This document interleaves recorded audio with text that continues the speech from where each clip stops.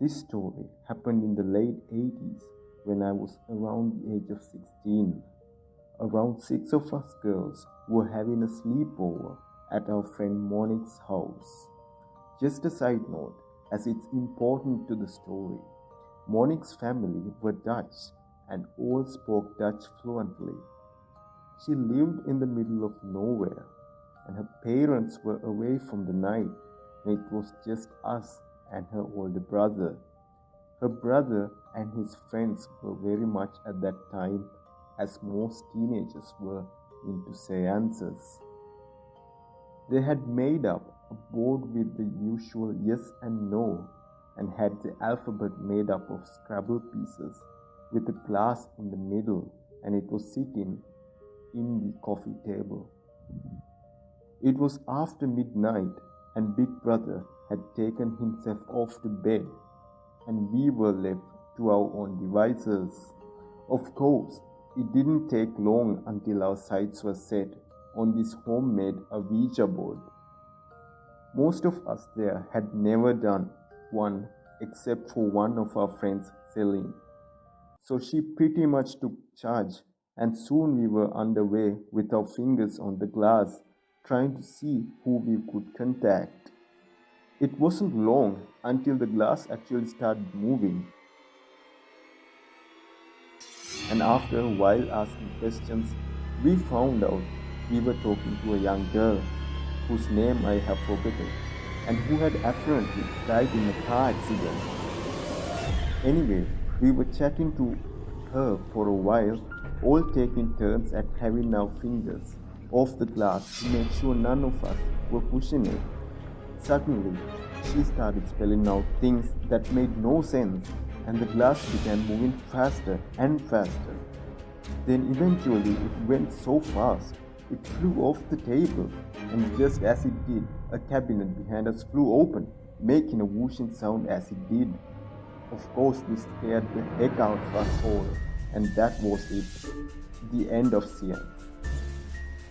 We were sitting there, not really talking, just kind of in shock when we realized Monique was crying. We all asked what was wrong, but she refused to tell us. She asked us to go and get her brother, which we did. She was so upset at what happened. She slept in her brother's room, and we didn't see her until the next day.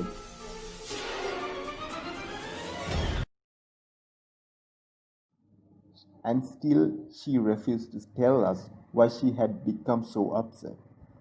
It was so out of character. Monique was a pretty tough chick, but we all left the topic and we never talked about the night again. Actually, none of us kind of hung out together after this incident. Roll on 20 years. We had all obviously grown up, all had kids of our own, moved away from the area when we decided it was time to have a catch up.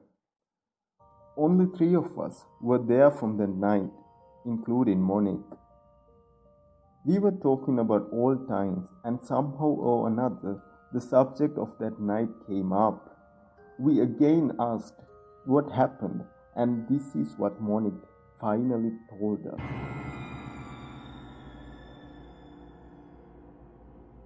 Her and Selena had been alone together early in the day before the rest of us arrived, and they had come up with a plan to use the Ouija board to scare us. They were going to take turns pushing the glass. It was Monique's turn to take her finger off the glass when it started to spell out stuff that made no sense to us.